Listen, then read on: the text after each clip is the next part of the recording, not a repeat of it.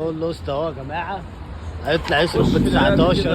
احمد اللي واقفه دي هيصرخ بال بص 19 كده هنقول لك شيله.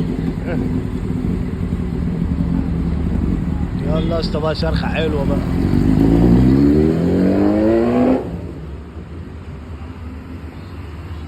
هيجي من هنا شارخ. المفروض ان العلبه اللي راكبه دي على السرعات العاليه بيبقى يعني صوتها مميز او مختلف شويه.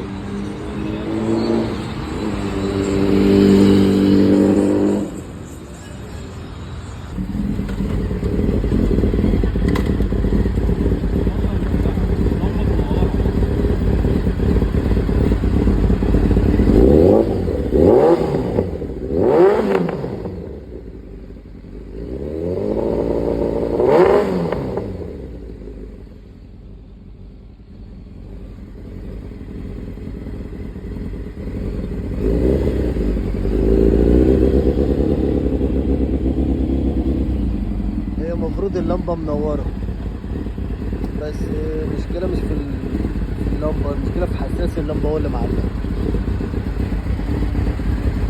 ممكن تتحاسب الناس بيك ازاي مش سبيك، حساس معلق يخليك تتعكنن. احنا دلوقتي عن ايه؟